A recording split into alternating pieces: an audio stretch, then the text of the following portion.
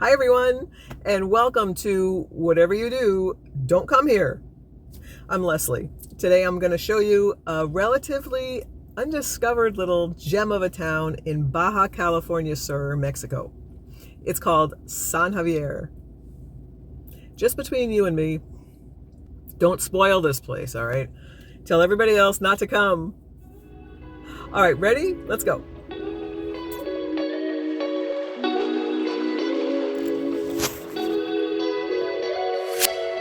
San Javier is so little that only about 150 people actually live here.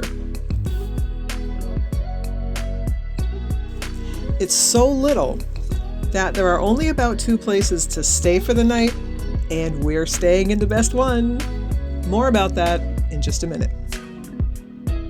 The thing that makes this little town so interesting is the setting, the history, and the San Javier mission.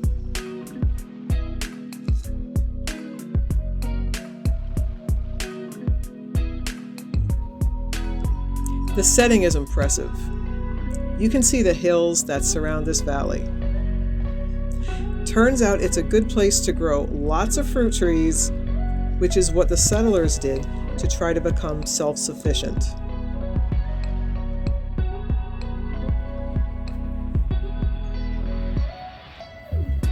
There are still a whole lot of fruit trees lining the main street and also filling up our yard at the historic house we rented.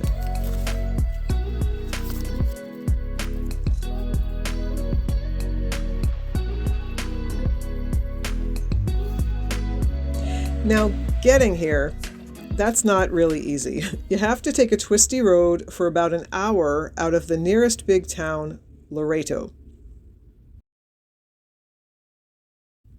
But the drive is finally doable now that the road has recently been paved. Well, it's paved in one direction anyway. If you want to stay on pavement, you have to leave San Javier the same way you came in. But once you get here, wow, man, you really see what makes it such a big deal.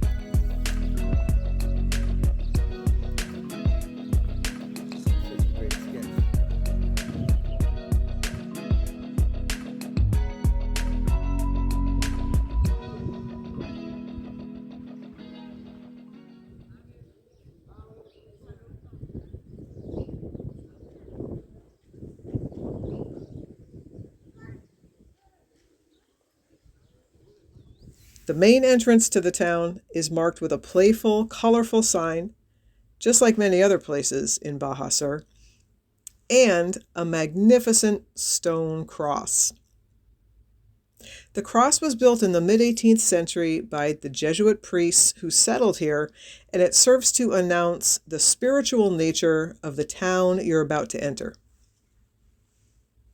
Stone crosses were also meant to be a point of prayer, where a person sheds their ego and becomes humble. But even before the cross was built, Jesuit priests were sent here in 1701 to settle the area by promoting agriculture. Some of the orchards here are still producing fruit using the pools and irrigation channels that are over 300 years old.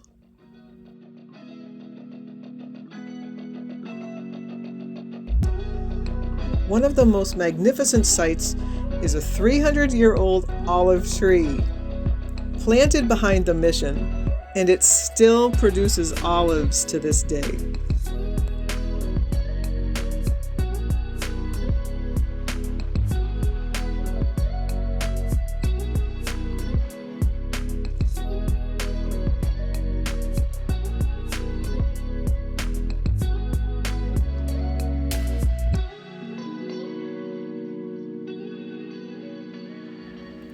It took 15 years, but the mission was completed in 1759. It's currently considered to be the best preserved mission in the Californias. It's built with stone, and it's famous for its glass windows, the first ever in the Californias.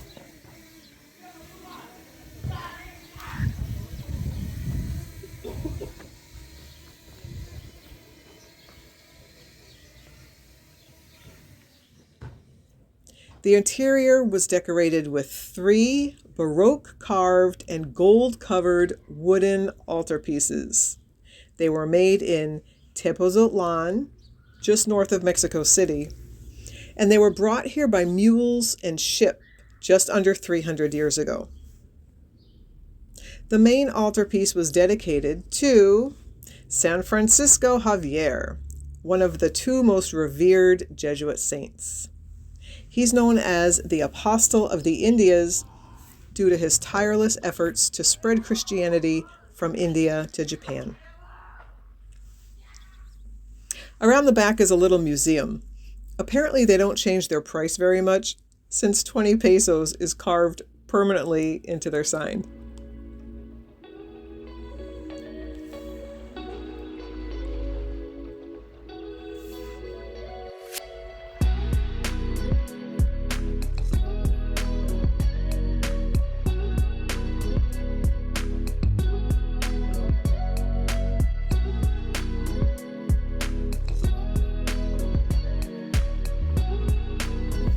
During our short stay in San Javier, we were the guests of the unique and historic Cabana Tali. According to the historic information on our wall, the best estimate is that Tali cabin was built by the Delgado family in 1889.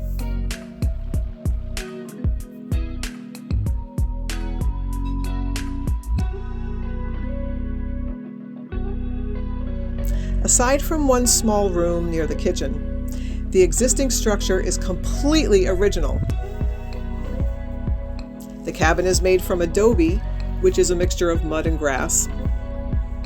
It makes the building thermal, so it can withstand the mighty summer temperatures.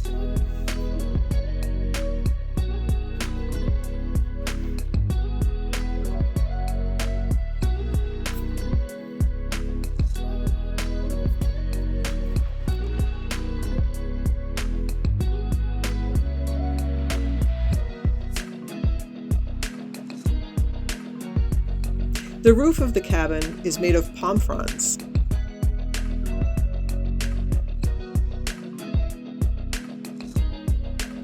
And the ceiling is made of interlocking reeds of carrizo.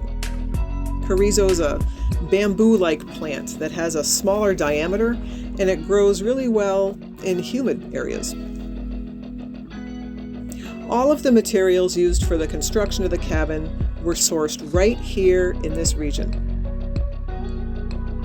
The signage reminds us to be careful going in and out, since the height of the doorways is original. Most modern people will have to bend down at least a little, not to hit their head.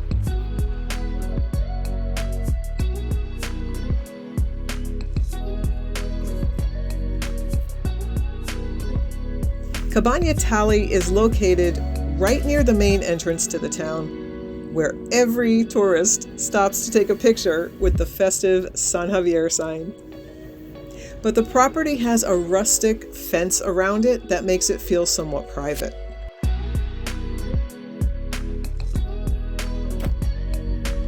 The grounds are absolutely charming.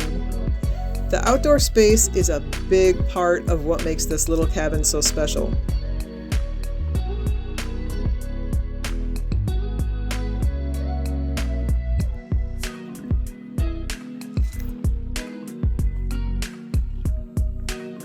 Speaking of outdoors, let me show you the kitchen. There's ample seating, a stove, sink, a fridge, plenty of cooking utensils, coffee maker. Oh look, hubby's heating up a snack in the microwave.